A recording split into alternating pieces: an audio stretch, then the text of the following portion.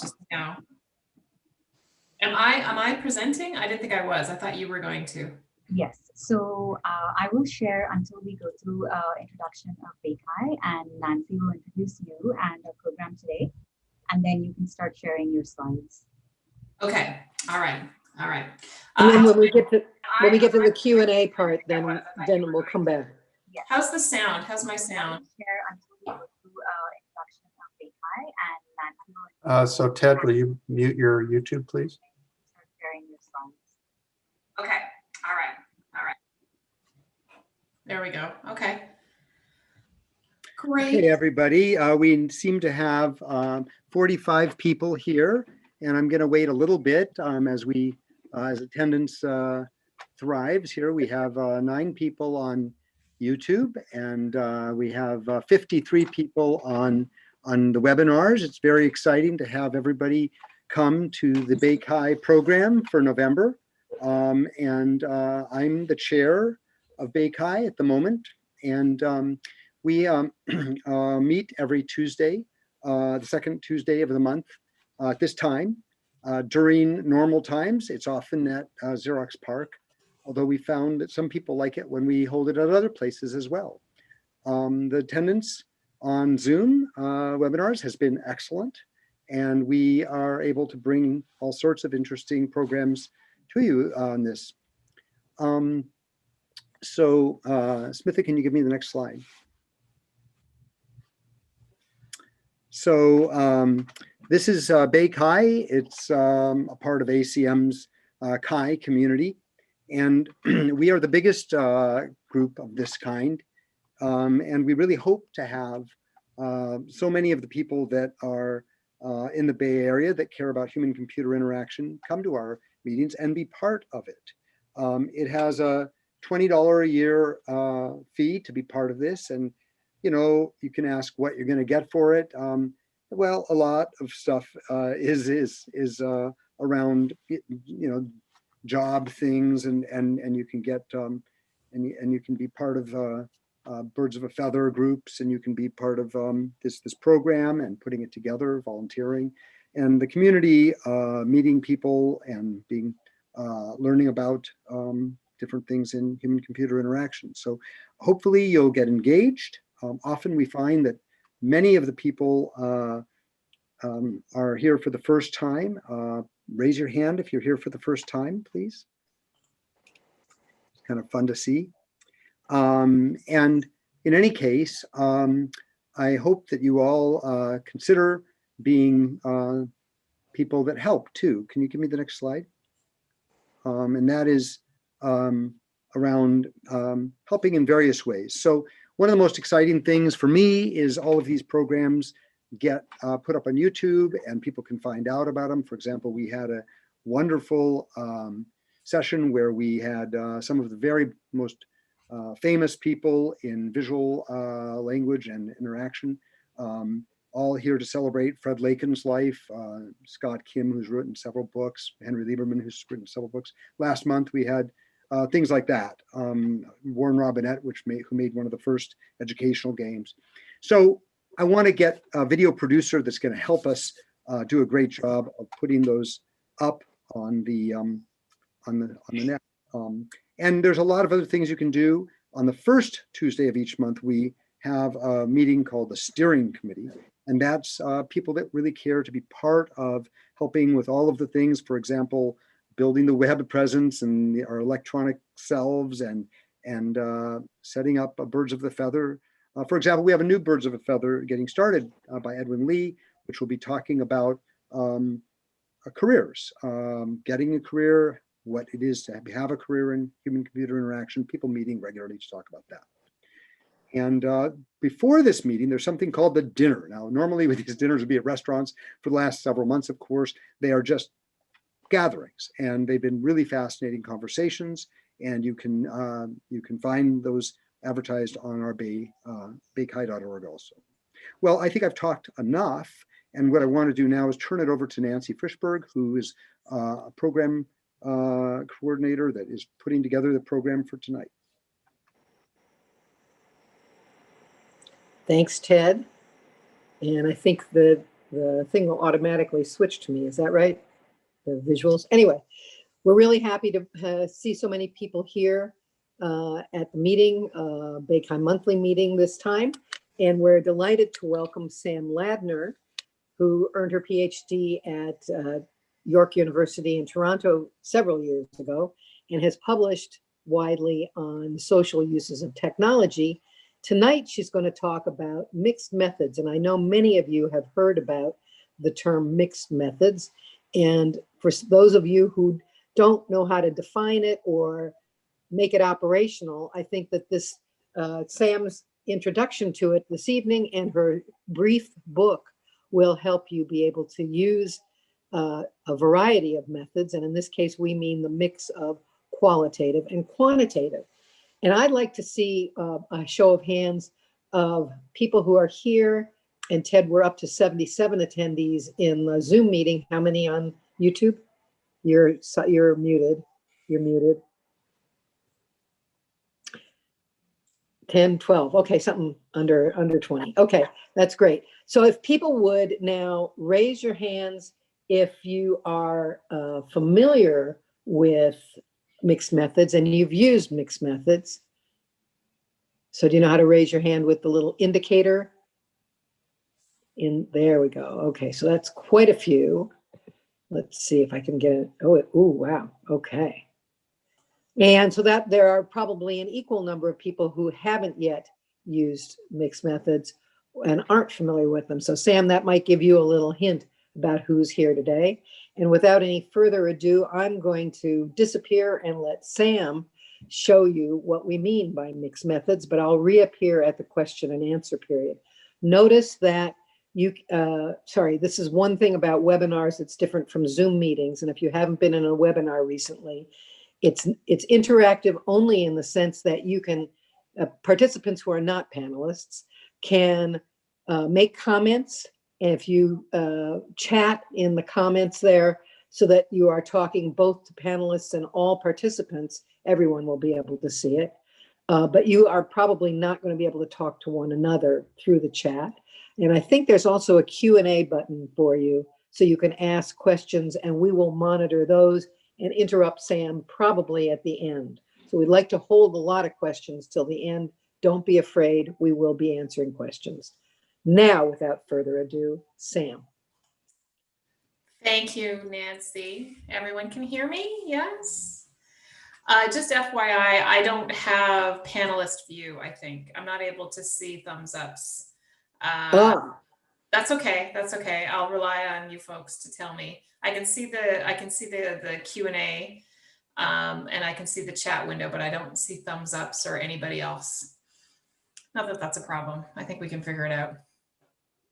Shall I share my screen, Smita, as a time? Yes? Okay, let me get my slideshow started. And I will switch my presenter view. All right.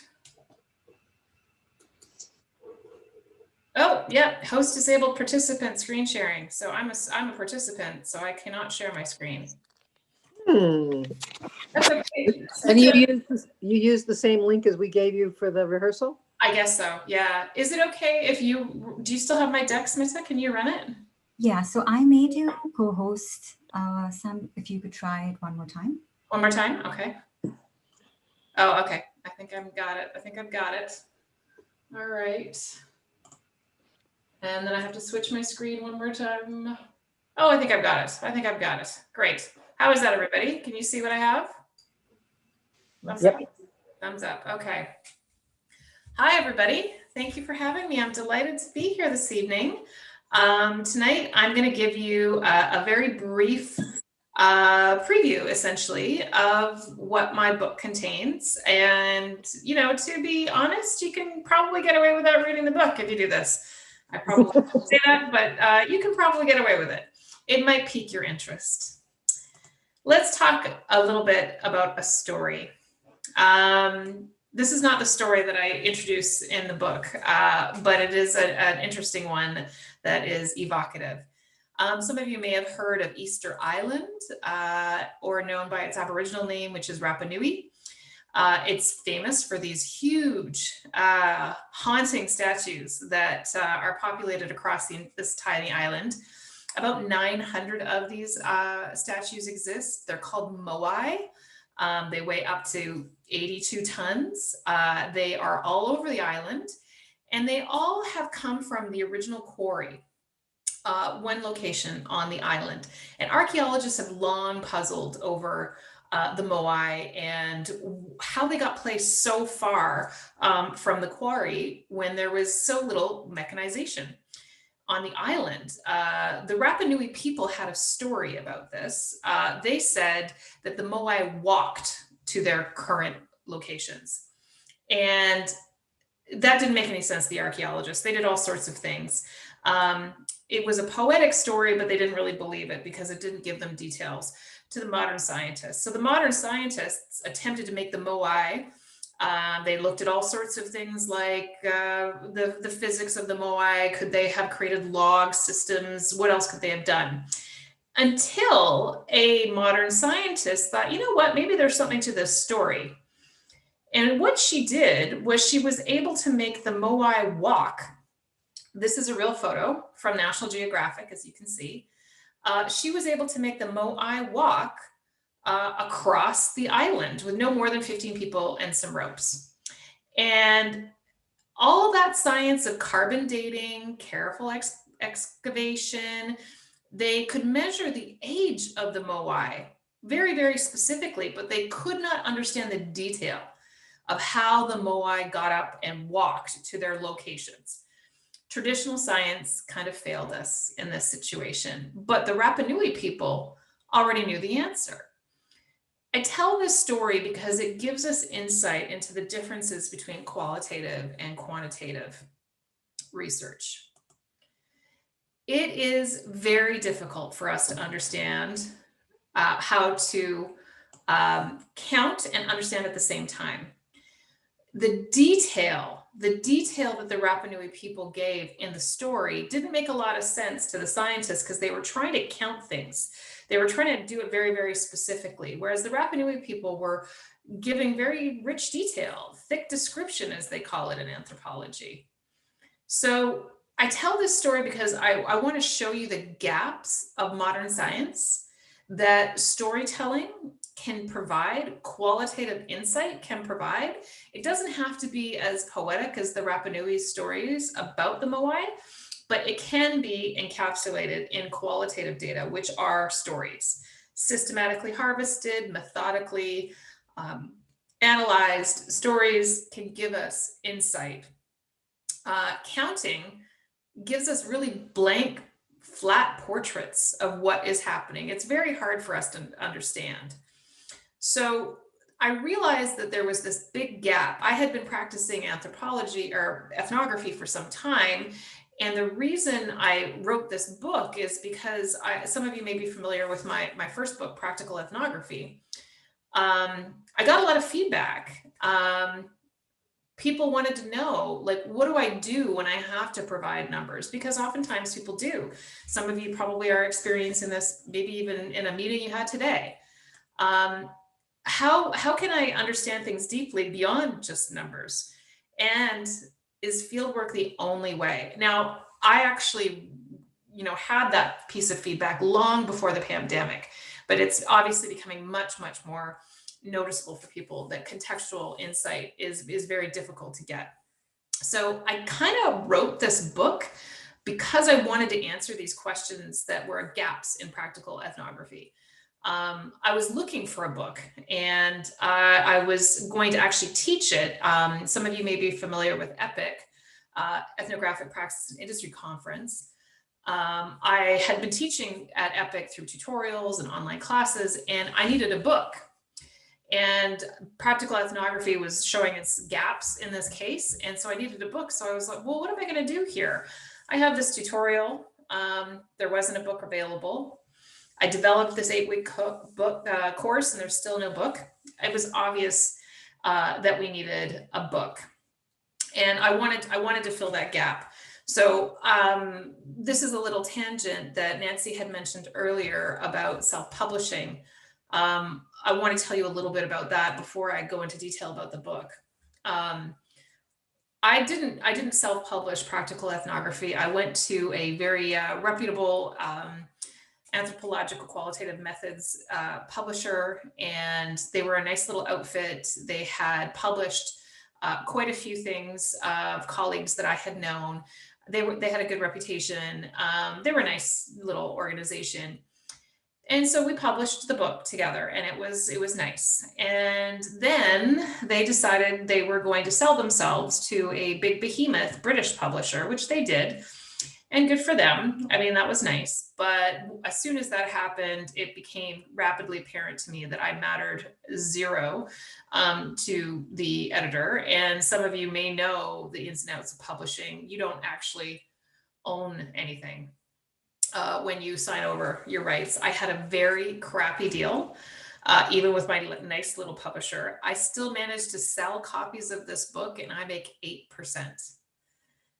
Any business model that relies on 92% of the revenue going to the non-producer tells you there's something wrong with the business model. So I decided I was going to self-publish, and I was going to do this by myself.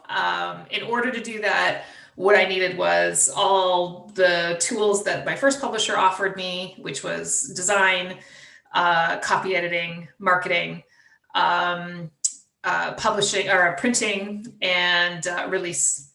And it turned out, actually, it wasn't really that hard, to be fair. It wasn't that hard for me to do. The hardest part was actually getting peer review in a way that was meaningful. You know, the publisher will get a third party, and it's a little bit less biased. I had to reach out to colleagues to do it myself, but actually it turned out pretty well. And I talk about that elsewhere. You can see it on my blog if you want to know more about self-publishing. But I decided, in order to get this book out, in order to actually have something to teach to, I needed to get it out. I needed it to be done. I didn't want to service anybody else's profits anymore, so I published it myself. So once I had made that decision, I'm going to go ahead and publish it. I was looking for examples, lots of examples. Where is a mixed method example? Well, here's a really good one. Very recent, actually. You can pinpoint in this chart exactly the moment when COVID-19 began to affect the economy. And you can see that inflection point. You can see it right there, 30% unemployment, 20%, 10%. It's very obvious that the poverty rate and the unemployment rate are deeply connected. So we can see this in the data, right? The quantitative data. It's obvious. In the book, I give an example of a study that I had attended as a conference presentation on Chinese innovation. And they talked about scale, and there's inflection points and interesting things, but it was really, really hard for me to make sense of the impact. And if I gave you this chart and talked about poverty rates and the horrible effect of COVID-19 on everyday lives in America, you can see it, but you don't really know what it is until you go maybe a little bit deeper and you look like at a story. The first thing that comes to mind is a mother I met who was trying to manage her son's asthma while living in an apartment that had rodents, insects, mold, and no matter where she cleaned, these things remained. This is a direct quote from a story in the New York Times. Already you're beginning to see a huge difference in the way that you're able to understand this phenomenon of the increase in poverty and unemployment during COVID-19. This is a visceral reaction from an interviewee in the New York Times that they're trying to tell the story of how hard this was for this particular family. It's just one of many, many millions of families that are going through difficulties. So already you can kind of see that there's a clear difference. A lot of us intuitively understand this, particularly those who've worked in research already in an applied setting. We know our numbers fall flat sometimes. They don't give a good enough picture. They don't tell enough of a story. And we know our stories fall flat sometimes because we end up having stakeholders who say, prove it, and this doesn't tell me anything. It's one person, so what if they have asthma? What the book is really trying to get across isn't that you're just mixing numbers and stories. Mixed methods is hard for a very, very big reason, because you're mixing different philosophical positions. Let's talk a little bit about deductive reasoning, which is implicit in the research that you do when you do quantitative. Deductive reasoning means falsifiability. And what does that mean? That means that I make a statement and I say unemployment is rising, and I can prove it's either false or not false, right? That is what deductive reasoning is. Very, very precise. It has great power. The ability to falsify a statement and prove it false. It's given us medicine. It's given us this vaccine that seems to have been arising out of Pfizer just this week. This is good news. Falsifiability is a very important piece of our understanding. But it occludes, that is, it obscures, it gets in the way of us understanding things deeply. And it turns out not even scientists do this. They don't stay narrow all the time. No, not at all. Scientists themselves, they may not admit this, some of them, they admit when they talk about their craft of science that they have an artistic encounter. This is from existential psychologist Rollo May's work called The Courage to Create. And he talks about artists and this notion of the encounter. Artists encounter this landscape. And, you know, they fall in love with it. They look at it. They spend all their time with it. They look at it from every angle. They dream about it. They roll around in it. They cut out things from newspapers. They keep a file. They take photos. Scientists do the same.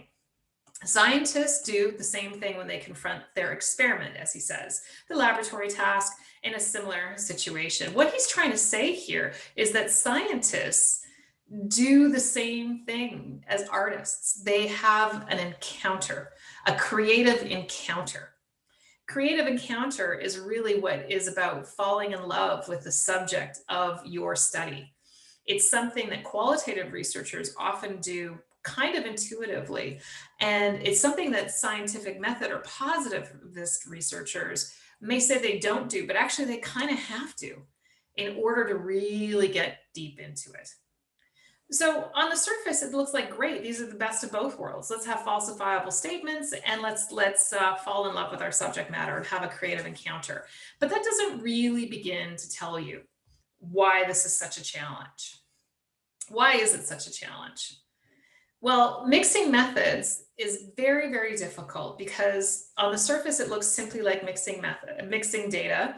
But when you delve deeper, you realize that there's really fundamental assumptions that you are trying to mix at the same time. Any of you who have tried to put numbers into a qualitative study or qualitative quotes into a numerical study, a quantitative study, you'll probably find that there's going to be challenges that you didn't expect. You think, well, I'm just going to put these together and it'll be great, right? No, it's because mixing methods is about mixing beliefs about reality. I go into this a little bit more detail in the book, but essentially it's this. An objectivist is a scientist that uses the scientific method. A constructivist is somebody who believes that the human condition, this reality, is constructed by the humans who live in it. It's not crazy talk when you think about it. Not super crazy. Humans are not like rocks or molecules. They're not like inanimate objects that hard science tends to study. They have consciousness. We make our own reality. We interpret the things that happen to us. You could say probably the only equivalent perhaps might be an octopus or maybe a cuttlefish, but we interpret our reality. So we understand reality in a very different way than a rock does. Objectivists believe that reality just is.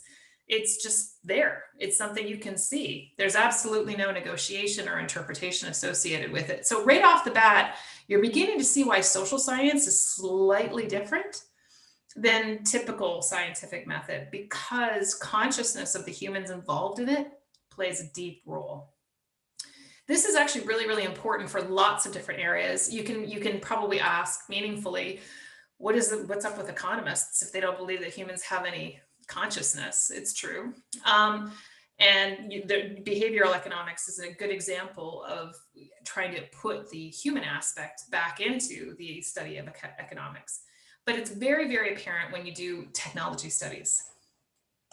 There's a very strong tradition of constructivist views in technology. So they believe that when you create something as a technologist, it has what is called interpretive flexibility. The technology is used, taken up, interpreted by its end users.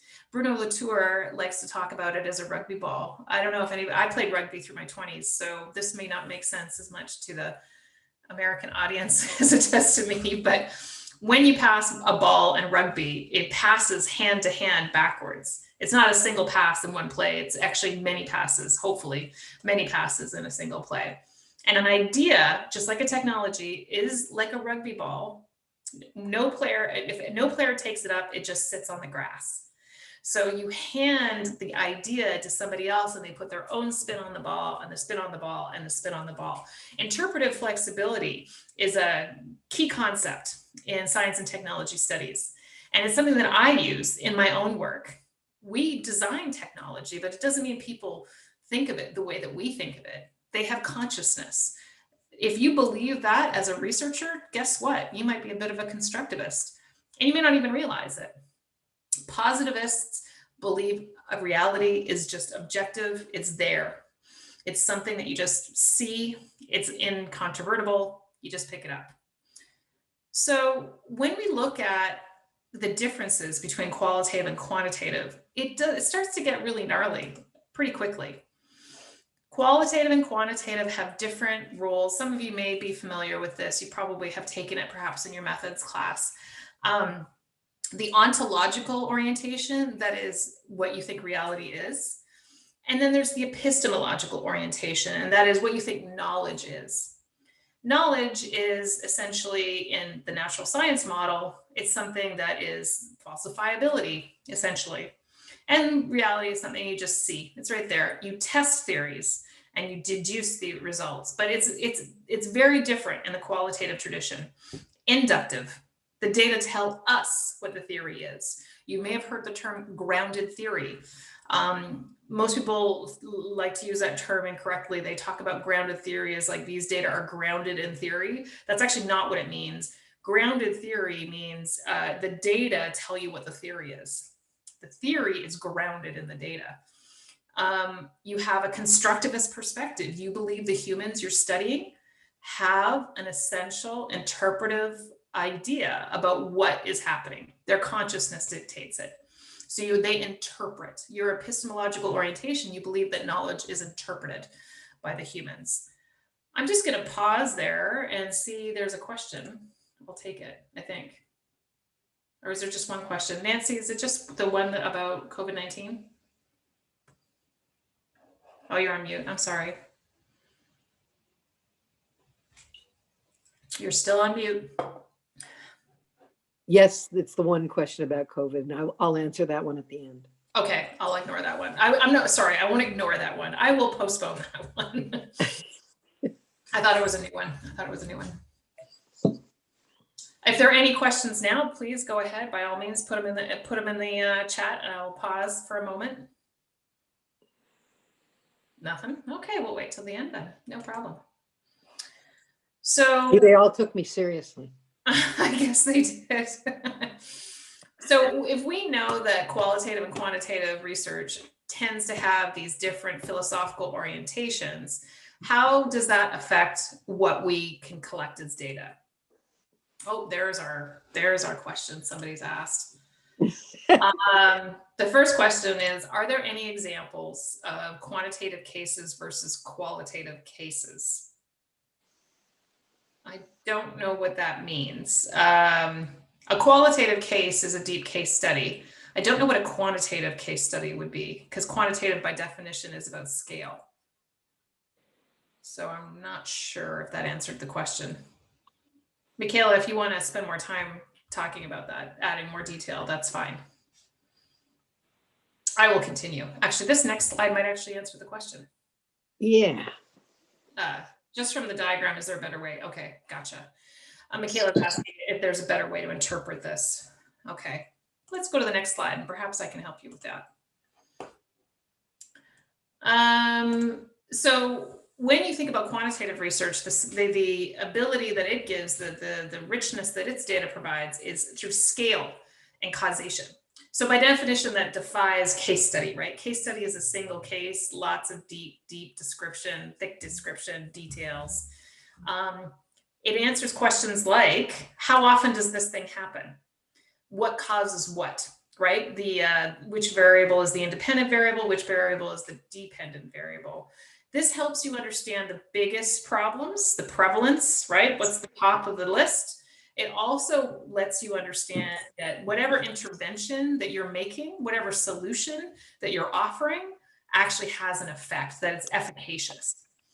Qualitative research, by contrast, is offering participant focus. So that gives you that detail, right? That's the case study richness right there. What does it feel like to have this experience? Like if a human were to tell you what it feels like, this is how you do it. You do it through qualitative research, and you gain empathy for that reason. Qualitative research also gives you a sense of coherence. What is the overall nature of this thing? A lot of people find that a little confusing when I say that, because they think of quantitative and scale and they think, well, that by definition tells you the overall nature of a thing. Well, it turns out it doesn't. It gives you very narrow deductive variables, measurements. It doesn't tell you the overall nature of a thing. If you've ever had this experience where you wanted to find out about something from a person, maybe it was a professional colleague, and you wanted to find out a little bit more about a thing that they had worked on, do they give you a chart of how many hours they worked on that thing? Do they give you the average time per day that they devoted to it? Do they tell you how many lines of code they wrote? No. I mean, they could, right? You know, perhaps they do. But maybe that's not really the detail that you're looking for. You can't really understand the overall nature of a thing with quantitative data, because by definition, it is reductive. It does it on purpose. But you get these wonderful benefits like pulling the right levers, understanding what the biggest problems are. Instead, when you do qualitative research, you're making sense of the entire system, not just pieces of it. This is hard because it seems counterintuitive. When you talk about scale and causation, it seems like it's the whole enchilada. It isn't. You need that qualitative research to understand it. So the questions you ask determine the kinds of outcomes that you can get. But implicitly, all along, I'm going to go backwards one slide here. Implicitly, you've made a statement about what you think reality is. When you chose your quantitative study, you believed that it's a falsifiable statement. Do people like this feature? Yes or no? Completely falsifiable, knowable, objective. Actually, maybe not. Maybe you yourself don't buy that. Maybe you're more of an interpretive flexibility advocate. And you believe that technology is a little bit more subtle, nuanced, needs to be taken up, interpreted by its participants, by its users. Turns out you might be a constructivist without knowing it. And at the same time, however, real is not the same as subjective. And the reason I'm pointing this out is because a lot of times people say things to me like, well, that's just subjective. It's not empirical. Actually, they may not even use that word. They'll just say it's subjective.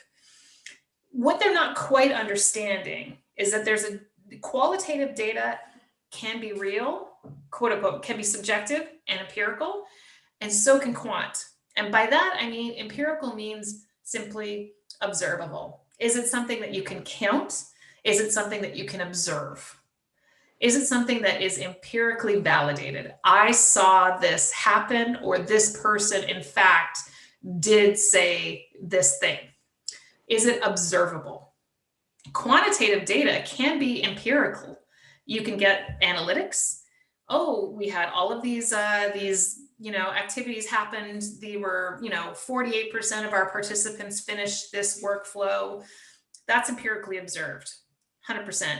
But it turns out a vast majority of what we do typically is quantitative. It gets hidden. It's perceived.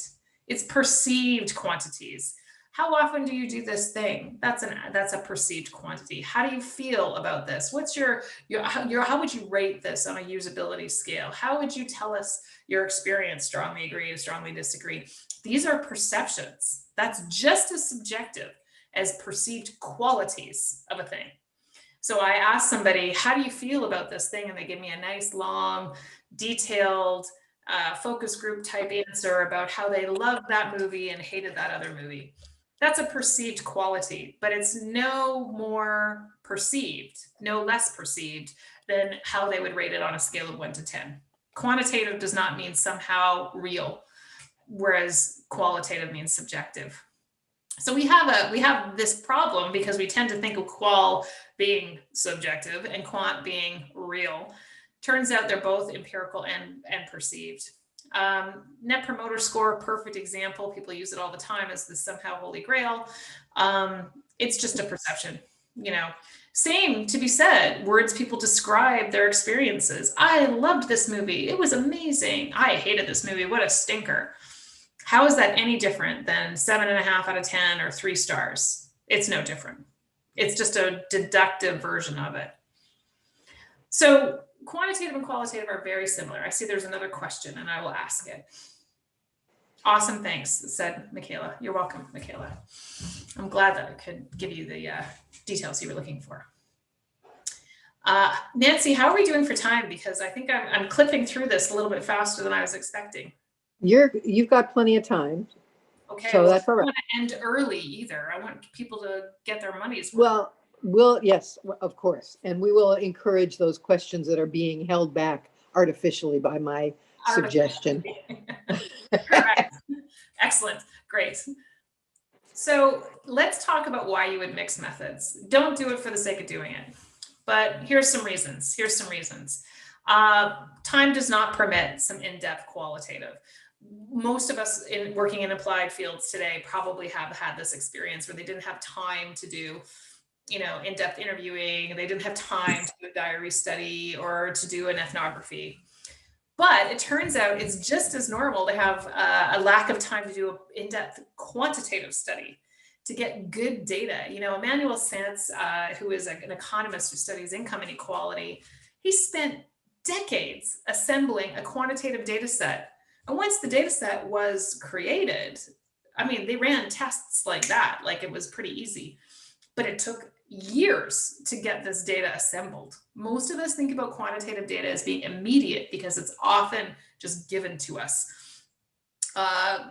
Data that are coming out of analytics, for example. I wrote about this, actually, I'm embarrassed to say, what it was 15 years ago, how device analytics basically lie to us and they're not designed to be falsifiable statements, yet we treat them like they're scientific data, and they're not. They're just dumb data that are being collected automatically. They're not designed to measure human interaction or human experiences. And so they tell us things. And we think, because of this, we think quantitative data is easy, but it's not. We also know that negotiating access to participants, especially now, some of you may know this.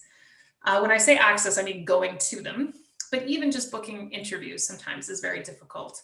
And finding a large data set itself can be difficult. I actually was planning on doing a quantitative dissertation for my PhD, and I couldn't find a data set. I couldn't find a data set the size that I wanted. It was impossible. I wanted to do some technology usage analysis, and I did find a data set that was similar but not quite right. And I would never have been able to field it myself. So I did a qualitative study instead. And it made sense, right? So these are some of the reasons, practical reasons, why you might want to mix methods, because you're going to complement. And speaking of which, here's the ways that you can get it more. Oh, there's a chat also that I'm not getting. That's okay.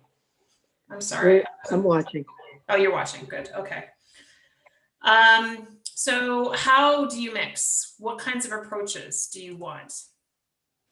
Well, complementarity is an approach which is you're deepening or enhancing your data by adding a different method. Expansion is expanding the line of inquiry. So instead of simply saying, what are the qualities of this experience, you might say, what are the quantities or efficiencies of this experience, for example, expansion. You, in development, use one method to inform another. This is quite familiar to a lot of people. You might do some interviews first to try to figure out what's really going on here so that you can create a really good survey instrument. I personally have done that many times. Or maybe you take a survey first. I actually don't recommend that. If you don't know what you're doing, don't do a survey. Do some interviews, get some basic understanding. But people tend to do that. So development, you're developing toward another method. Corroboration through triangulation. We use the word triangulation a lot in research. People throw it around, but they don't really mean it. Triangulation is to confirm what you thought is going on through this method, this data, is actually going on through this other method, this other data. And initiation is where you start resolving contradictions. You don't know why something was going on, and you're like, this doesn't seem right. These data don't make sense. They said one thing and then they did this other thing. And I think there's an intervening variable here, a confounding variable, but I'm not sure. These are the reasons that these are the ways that you would mix methods. I highly, highly, highly recommend that if you are going to mix methods, that you have some precision about why you're doing it. So it'll help dictate to you why, what steps you need to take. It'll help tell you what kinds of data you need to collect in the second instance versus the first. It gives you guidance. It's like a design principle in a sense. It gives you real clarity. But if you don't articulate that, you're not alone. It's very common. This is a research study about mixed methods in academia. And you can see a lot of people aren't even stating why they did it. And sometimes they're mistaken as to what they were actually trying to do. So whatever you decide to do, whatever method that you choose as your primary and your secondary or what have you, try to have at least a reasoned moment where you sit down and say, why am I doing this? What is the purpose of it? It will help your results significantly. So Vishal Bai just noticed a example of triangulation at Spotify that he added to the chat, so people can look at that one. Oh, thank you, Vishal. Thank you. That's good. So whatever you do, try to do it. Try to figure out, corroborate past, figure out what you're doing. So when should you do this? When should you mix methods? Just here's an example. And this is probably, I would say, the most common one in UX today. You have a really complex issue and you need your stakeholders to understand, like really understand what is going on here. It could be a problem. It could be a broken process. It could be a lot of things, but you know that they really need to understand it. But they have this implicit positivist orientation, this epistemological orientation that assumes the world is knowable and objectivist, right? That you just go out and pluck knowledge. So they speak numbers. Okay, that's a good reason. That's a good reason to mix your methods. Thinking through how to do this. I talk a lot about this in practical ethnography as well, like how to introduce numbers into rich qualitative data when you tell your story of the research or the insights that you gathered. It's very common for us to simply start making numbers out of nothing without thinking through what it might do to the quality of all the data that you gathered, the thick description that you've gathered, try not to overshadow it too much. This is a very common example. How would you do this? Well, I go into more detail, of course, in the book about this, but there's different ways that you can do your designs. These are the typical ones that you can design. Merging the data, you take your qual data and you take your quant data and you put it together in a report. This one's pretty difficult because you're trying to take things that have different, oftentimes it's from other studies, and you'll kind of shove it together and try to make it make sense. It's difficult to do. Connecting the data is a little bit more easy. So you start with a bunch of interviews, or you start with an in-depth ethnographic investigation.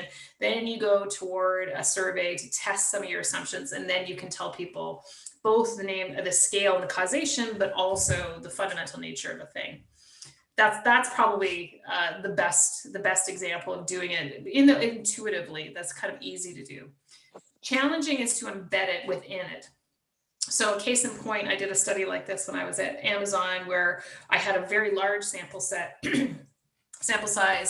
and then I had a subsample. I had a small sample where I did in-depth work with that smaller sample. And the smaller sample had all of the data that the bigger sample had quantitatively, but then it had additional qual inside it. That's deft. It takes some work to do that. You kind of have to plan. A case in point of doing this, you might see this in, you will see this in clinical trials. So they will take quantitative data and from everybody, and they might add some qualitative data to a small subsample of the big trial. It's difficult. You have to plan it ahead of time. So if you want to start doing it, you want to start playing around with it, I would start with connecting the data. That's probably your easiest. And in fact, you don't even have to tell your stakeholders you're doing it. Just plan 2 studies ahead. Continue the same research that you're doing, which is really what we should be doing all together. We should have a long-term research agenda. No study should stand alone. They should all be connected in some, conceptual way. So that's an easy one to start with. If you want to start, you probably could start with connect the data. So if there's anyone here on the call who is a quant specialist, where can you start?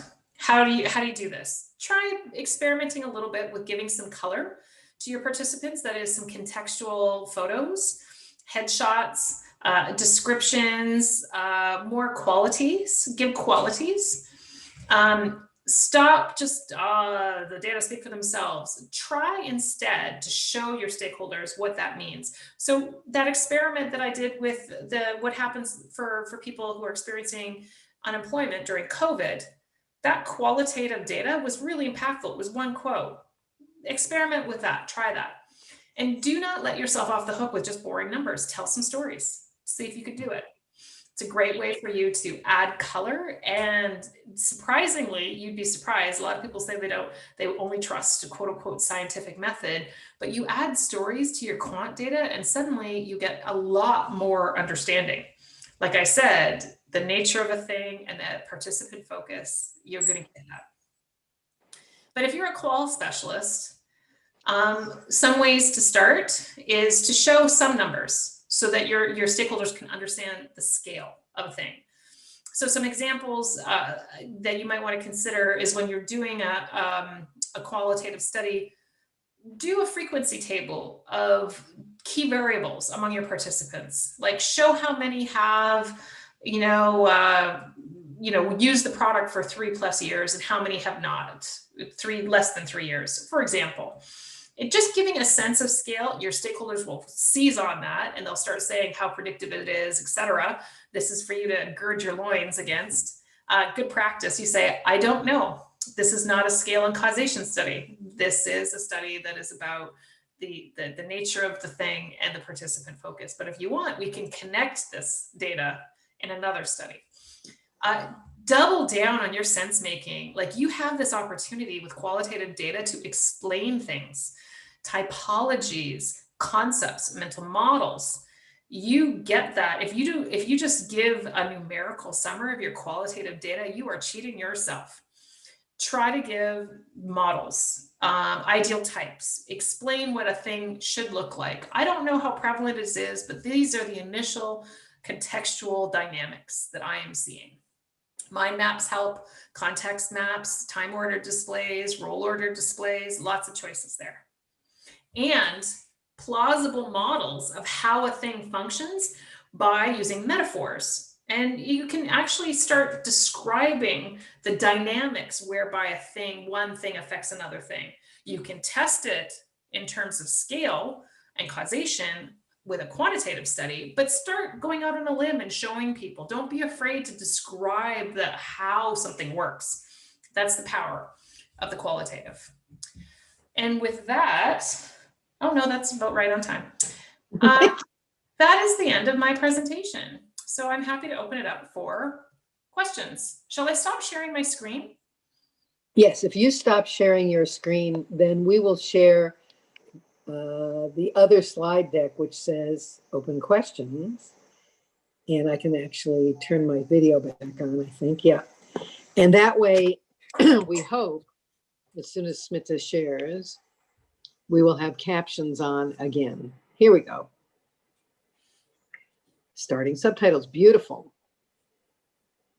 So our goal here is twofold. One is the main goal, everybody understands, is to talk to Sam about mixed methods. The secondary goal is to add the captions so that we can share this with people who are deaf or hearing impaired and won't be able to tune in without it. But also we understand that we want to make something that's useful to people around the world and who can view this asynchronously. And that way they don't have to rely on understanding rapid spoken English if their English is reasonable for reading, and they can put the two together. Okay, we're ready to recognize you. So if you want to put up a hand, here's my Maria Bayadera. And let me see if, Smita, can you open the mic for Maria to ask a question?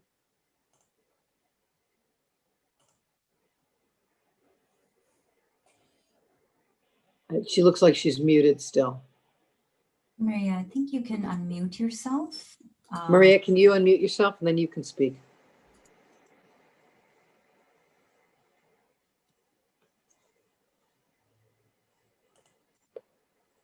I don't hear anything yet. All right, hold on. We'll come back to you, or you can put your question in the chat to me or the group. And there was another hand raised which went down, so I'd be happy to see it again. And there's some things, Sam, that are in the chat and you might want to speak to already. Thanks, Ted. Yeah, I'm just taking a look. Vishal has been posting some great stuff here. If you haven't taken a look at some of the resources that he's put there, it's great. I actually do know that Code for America guide, it's pretty good actually for qualitative research. Take a look at that one. And I actually think I know this same article on Spotify too, from Spotify. I don't off the top of my head know who wrote it, but I think I do know it. Tracy asks, what do you mean about mental models of causation using metaphor? Causation from a statistical sense is very specific in terms of showing causation. I would like some clarification on that. Yes, of course. So causation in the statistical sense is about independent versus dependent variables. And you're right, it is very specific. But when you talk about mental models, you probably have an implicit causational belief implicit in the model. So case in point, I'll give you an example. When I was at Microsoft, I did a study on mixing home and work. And when do information workers recruit personal devices for work purposes? So I had done a big ethnography on this, and I had actually literally witnessed this moment when this recruitment had occurred multiple times, but I also witnessed it for the first time. So I had multiple instances of when this recruitment happened, when somebody would pick up their personal phone and start using it for work purposes. And I believed I understood some of the dynamics at play as to what was causing what. Did I know which was the most efficacious? No. Was I able to measure the most efficacious of them? No. I certainly wasn't able to do an R squared on any of it. But I was able to show in a diagrammatic form the trigger moments when certain context triggered the use of a personal device and the dynamics of that, the context, the reasons, the motivations, etc. So there is a causation there. And I was using moments like I was talking about getting derailed. I was talking about productivity lifts. Those are metaphorical explanations. I hope that answers your question. Shall I go to, Jacob is. Yeah, take Jacob's. Jacob's jumping off. Thank you, Jacob, for joining us.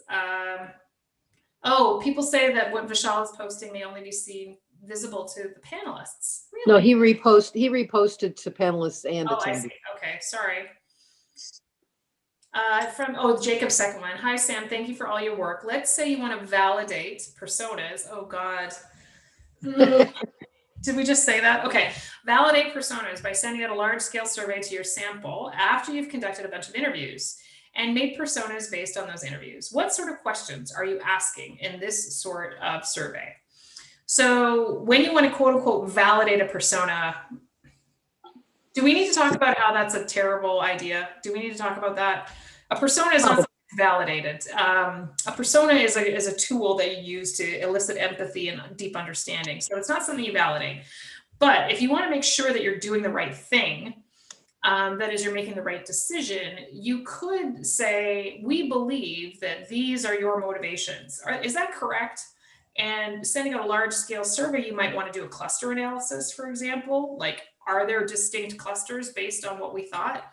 We thought that there was a distinct cluster of this type of person and a distinct cluster of this type of person based on these same pain points or based on these same motivations.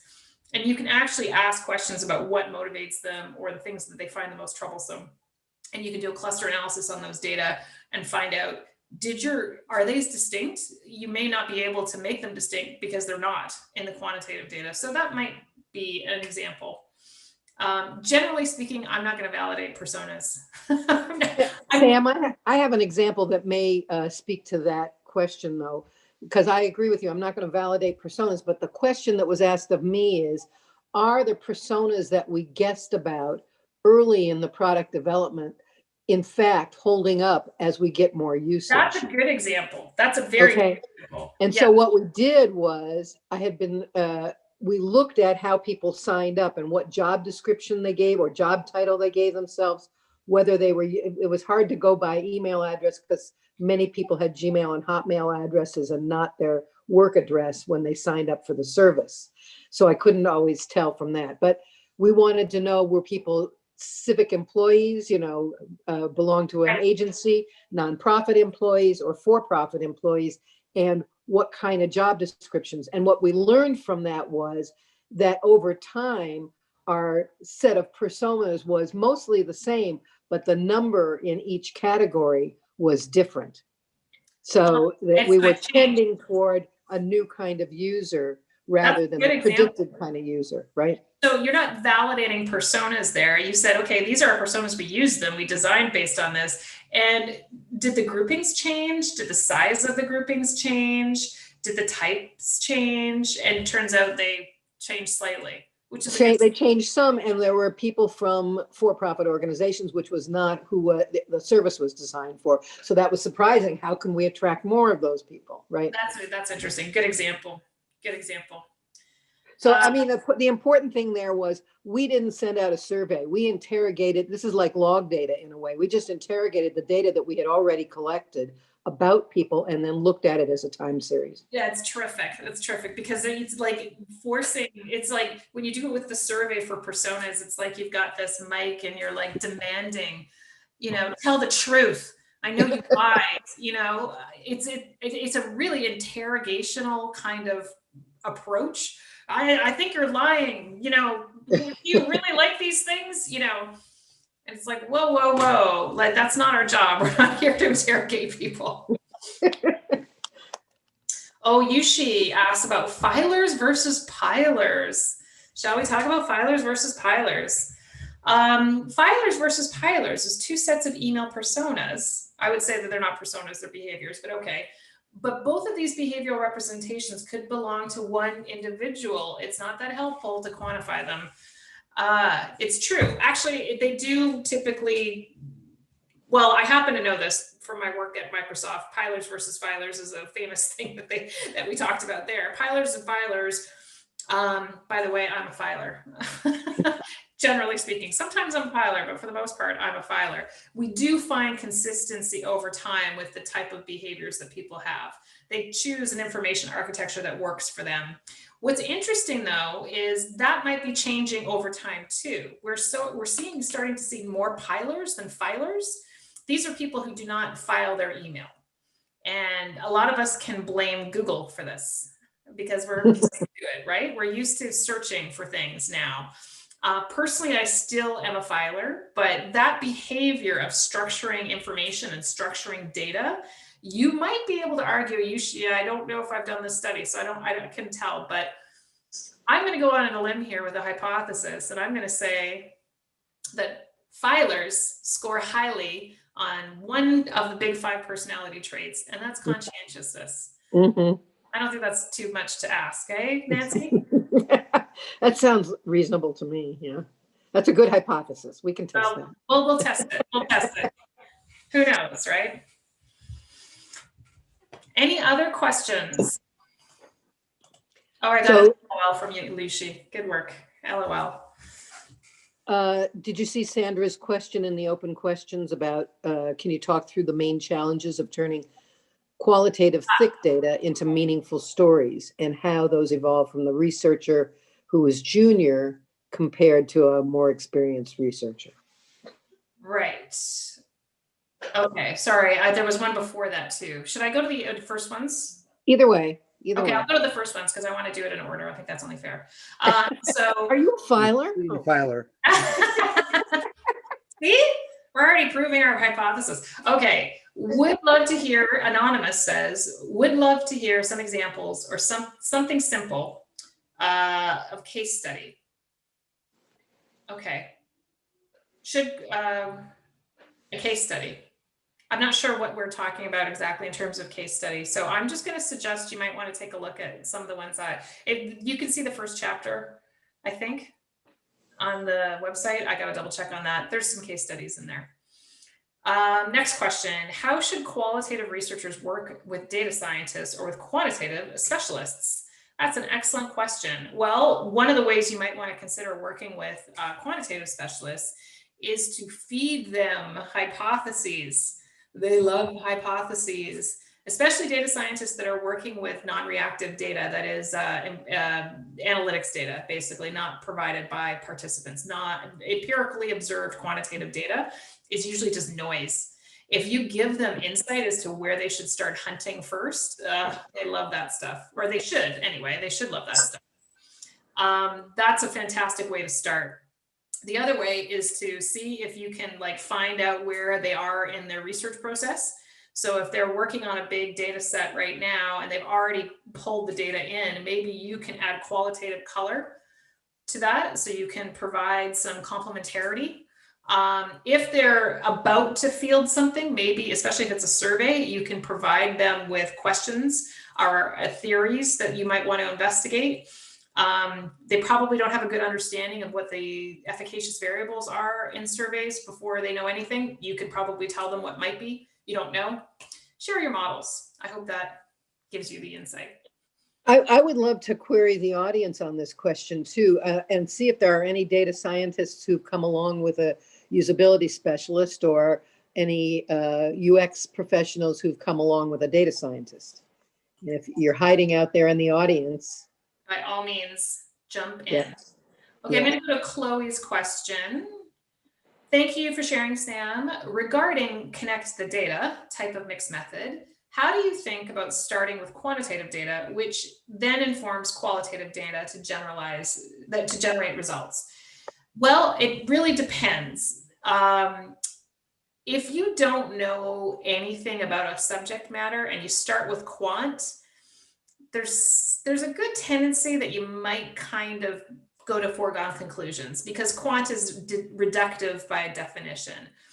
But if you know a lot about an area and there is a large amount of data that you can work with quantitatively that might give you some scale and causation that would be worth understanding first, by all means. I'm not anti-survey. I'm with Marsh when she writes surveys are the most effective way to ask a lot of people the same question. It sounds simple, right? But it's actually really important.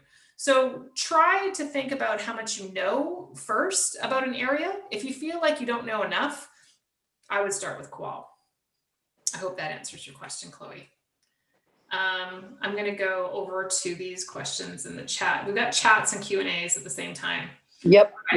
James asks, would you please tell us your thoughts, oh dear, on sample sizes? Qual versus quant. Yikes. Okay.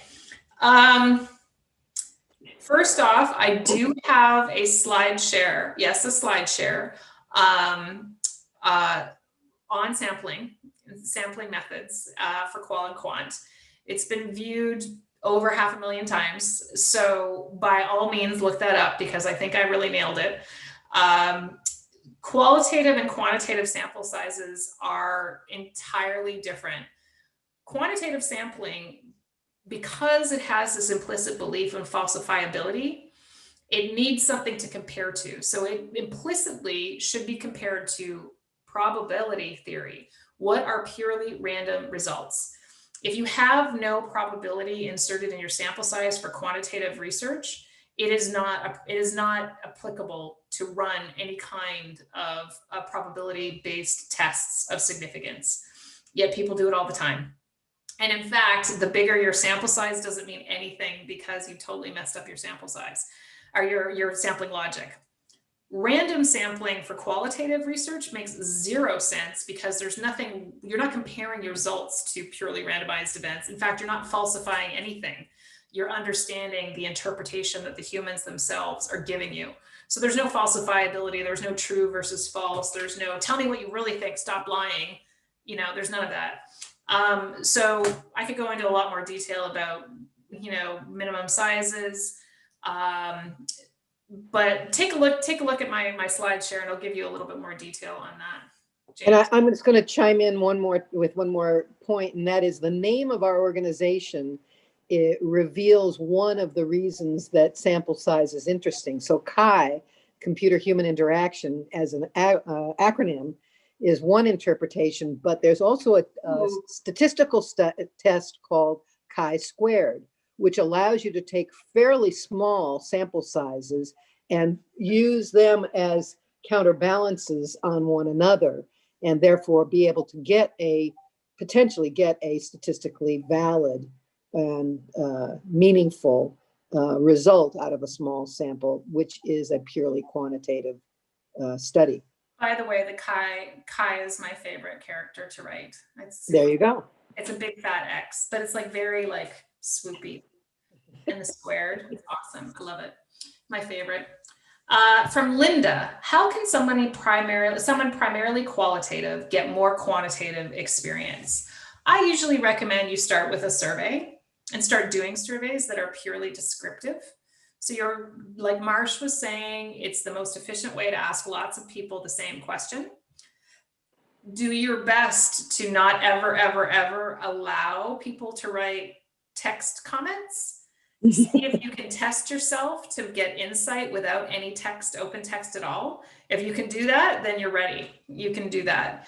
If you say, no, we don't need any comments, no others, no fill in the blanks, no, please tell us more, none of that, and you can still get insight, guess what? You're a quantitative researcher. Congratulations. Start with a survey. Andrea, as a qualitative researcher, I have often needed to make a case for my quant or analytics counterparts to collect additional data in order to test a hypothesis developed qualitatively. Can you offer any advice for convincing them to do this? I find that a very odd problem. Why would they not want insight as to what to test quantitatively? I guess there's probably something more to the story, like why don't they believe the qualitative data is worth testing? Do they believe that you're encroaching on their turf? Do they don't have qualitative training, so they don't understand interpretive flexibility as an issue, for example? Sounds like it's a long-term play, but my guess here is to start providing models, typologies. I like to say in another talk that I give, I talk a little bit about Darwin and his sail down to the Galapagos on the ship, the Beagle. The amount of data that he collected there is outrageous and huge. And it took him several years before he even came up with the concept of evolution. But once he did, look at the legs on that idea. Holy moly, it kept going. So if you can do something like that, come up with a model an explanation, an understanding. Bureaucracy is another key example. That's something that Weber took many years and at least one nervous breakdown to describe. He did it qualitatively. And yet we use that concept all the time, constantly. So see if you can find a concept or a model that can give them legs. If they don't see it now, they might see it over time. That might be something to investigate. Ted is asking, I'm a YouTube channel. Can someone please share the resources Vishal shared from the Zoom? I hope somebody was able to do that. We did that. Smita post from somebody. There is an increase in obsession. Or is it from you, Smita, or is it from somebody else? I think it's from It's her. from me. There is an increase in obsession in product companies to come up with metrics. My metrics of success, of a feature success / failure, possibly via A/B testing. In some cases, what if success is something like a user is now confident in completing a task? Is there such a thing as having a quantitative proxy for that kind of success metrics? Absolutely, 100%. Of course there is. How do you think we measure anything? There's always going to be a proxy for things like things that we think are, hard too squishy, right? Confidence might be one. There's a great instrument that I found to measure trust in algorithmic systems that's been validated, reliability tested multiple times. So I've used that one to measure trust. So the secret oftentimes is to find an instrument that somebody else has developed and tested over and over again. Hell, I even found one called the Fashion Involvement Index that had been reliability tested. It was awesome. So I didn't have to say, how fashionable are you? I mean, that's terrible. Like, no, instead I got to actually use a validated instrument to do that. And it was great. So that's a little cheat that I usually do. I find somebody else's instrument. Of course, you can have something like confidence. Of course, you can have delight. Of course, you can measure these things. Yes, they're all proxies, but hey, guess what? Everything's a proxy. Sorry. Yeah. Alana, I've worked with data analysts to do correlation analyses on whether self-reported survey data, that is perceptions, correlates to observed behavior in the product analytics or not. Oh, that's not, it's more of a comment. Thank you, Alana. She's done it. So you can actually see that that's a way to work with your data scientist colleagues. What was the validated instrument for trust in algorithms? Oh, well, I could probably find it if I looked at it right now. Why don't you look at it, and I'm going to answer the first question that we haven't answered from Andrea Evans. Thank you. And so Andrea Evans asked early on in this meeting, or mentioned that she'd been a BayChi member for well over a decade, but this is the third BayChi meeting she's been able to attend. And so the question is, after we have an effective vaccine and COVID-19 restrictions are relaxed, are we considering continuing to offer BayChi attendance via web conference, which is a more equitable solution both for differently abled folks and for those who have limited access to after-hours transit? And I will just add, and those who get frustrated sitting in traffic, even if they don't have other obligations at that time. So, Andrea, I think it's a great idea, and we've been very pleased with how we've been able to reach out to the larger UX community, not only in the Bay Area. So we're thinking of a bunch of things, including broadcasting or webcasting the meetings, even if we are going to hold an in-person meeting. That's one thing. And secondly, we're considering what time of day might we offer this, or some meetings, so that people in other time zones, at least in the US, would be able to participate easily also. And Sam and we talked about it before this meeting and decided we're not quite ready to do that whole PR thing of we're moving to a new channel and a new time. So just yet. But yes, I think that we are considering all kinds of options, and thank you for the obvious vote for maintaining a web presence live.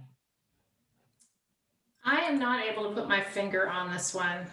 So here's what I'm going to offer is that we'll collect these URLs that have been put into the chat and so on, and also the things that you're mentioning that you hadn't referenced previously, and we'll add them onto the Bakai calendar entry for this meeting as follow-up, as well as the pointer to the YouTube caption version of this talk. Okay? Yeah, sounds good. Just for the record, I'm actually, does anybody here use Mendeley? If you use Mendeley, I actually post a lot of these. I share some of mine where I have collections of data or of papers. And the one that I use with the algorithm trust principle is in there. If you're on Mendeley, you can find me. Friend me and you can find it. But I'm not sure if that's actually working right now. Spell Mendeley. Is it like the Mendeley? Okay. Mendeley. It's made like by Mendel. It's like Mendel. Yes, it's like Yeah. Mendel. It's not like a South Asian capital. No, it is not. Okay, just checking which spelling we were going for. Do we want to keep going? How are we doing for time, Nancy? We've got 15 minutes if people want to stick around. Okay, I've got a few more questions that are in the Q&A. See. Let's see. Oh, Una. Hi, Una. How's it going? Una and I work together. When do you use user testing and ask overall rating of the experience as well? Would that be a good approach? Will it be considered a mixed method? Are you getting quantitative data from too small a sample?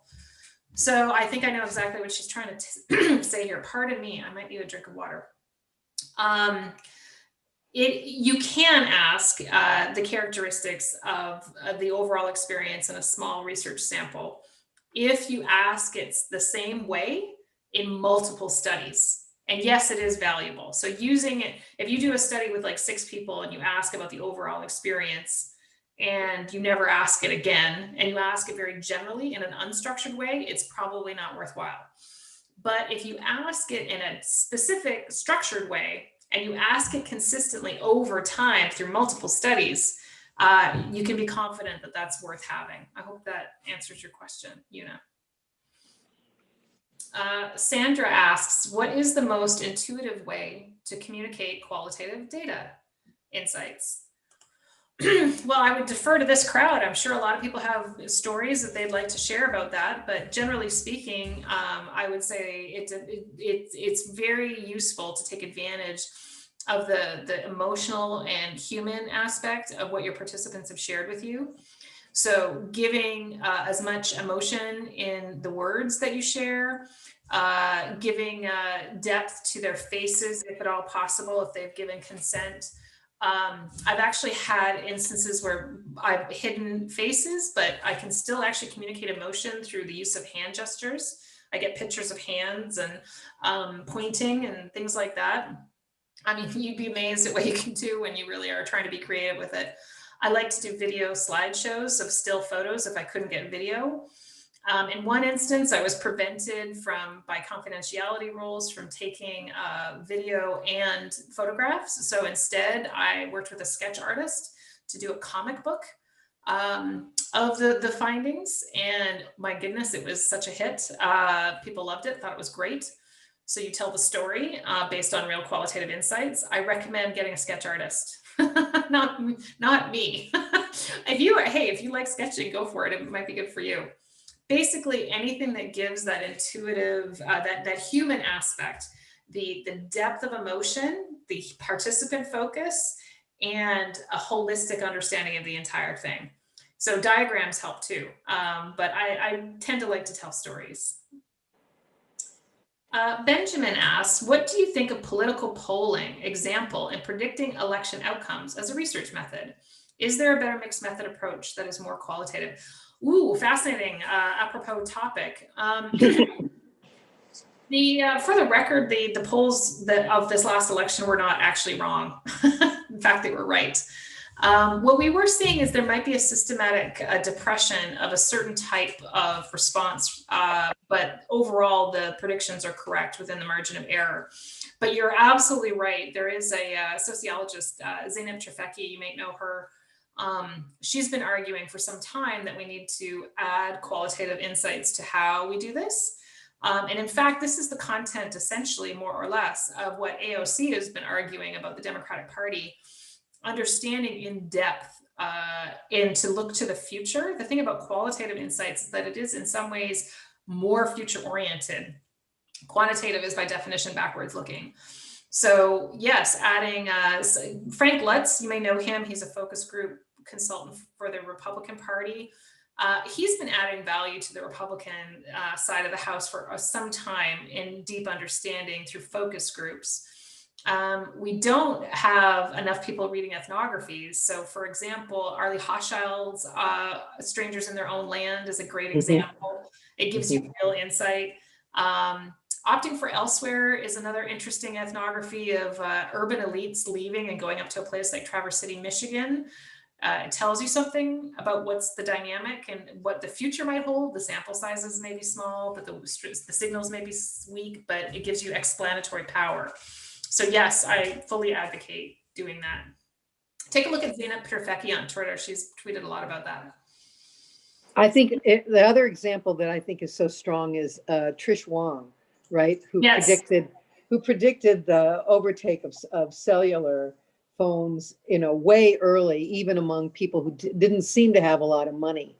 And because she was using all qualitative data, her management didn't believe her. But guess what? They're not in business anymore. Weak signals. Yeah, weak signals. Yeah. I think this might be my last opportunity because I'm starting to lose my voice. That's okay. So the last question here is from Sandra. Can you talk us through the main challenges of turning qualitative thick data into meaningful stories and how these challenges evolve from the researcher being junior to the researcher being more expert? That's a very well-crafted question, Sandra. So maybe I might answer it by telling you a little bit more about my journey to understanding that. When I first started doing interviews, I was a journalist when I first started doing interviews, and I was looking for the quote, the money quote, to the point where, well, really that was all I needed because that was what I was incented to gather and what was really required. When I started going into more academic research, I began to understand that I needed more than just a quote. I needed more than just a cute little detail. I needed explanatory power. And so I struggled balancing that explanatory power with understanding how to analyze at the same time. So when you're in the moment and you're collecting the data, it's kind of hard to think about what the data, how you're going to shape it and how you're going to tell it, how you're going to report it back. It's hard to do that at the same time. So I went through a phase where I was very focused on collecting data that would be, that I could like analyze my way to getting right. Some of you may know this is like, what do they call that? Conscious incompetence. I was consciously incompetent. I was unable to do, and I was trying to analyze my way to the right answer. And over time and through practice, I began to realize, like I began to learn how to collect data that could power great stories and give analytical rigor at the same time. So I started to kind of, there's no easy way to do this, but you go through that, right? You go through that phase where you're like, okay, now I need to collect every possible rich description, and I'm going to take the transcript, I'm going to analyze the hell out of it. I'm going to be very like analytical in how I do things. And you have to come through that stage because you earn a badge, the rigor badge at that point.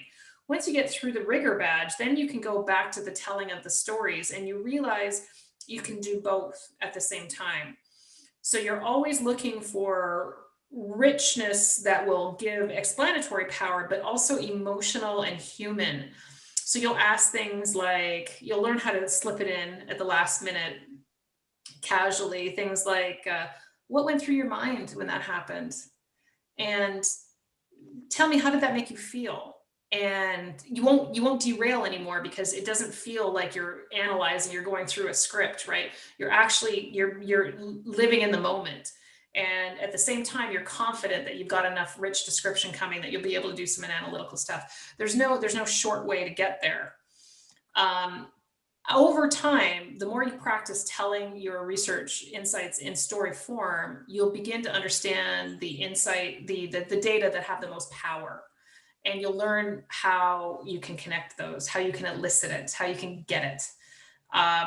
It's just practice, but also deliberate practice. So eventually you graduate from conscious incompetence to conscious competence, and eventually unconscious competence, which is like amazing. Yeah, you get there at some point. Super. Well, I really appreciate this, and I can tell from how much audience participation we have and all the thank yous as people are starting to be able to need to leave. So I want to add my thank you, Sam, to all the rest of those. And I look forward to talking about these issues more in the future. It's been my pleasure. Thank you, Nancy and Smita and Ted, for inviting me. I'm honored to be here. It's really been a delight. Thank you. Great. Okay, folks, we'll see Good you night, next then. month. Thank you very much, December- Sam. We're going to see you on December the 8th, and Ted's organizing that meeting. Do we have a confirmed program yet? It's We- my birthday. That's my A birthday. couple of things, All right. and we will be talking about them soon. It's possible we will be talking about drones. And also, Okay. also my birthday. And then we'll have to light a candle and We'll for talk Sam's about birthday. Sam's birthday. Then. We'll also talk about my birthday. Yes. Absolutely, definitely. Okay, December the 8th, Okay. 7:30, we'll Right. see you, and 5:30 for the dinner ahead, and look at the Bakai calendar to get all the details. Good night, everyone. Right. Bye-bye. Bye-bye.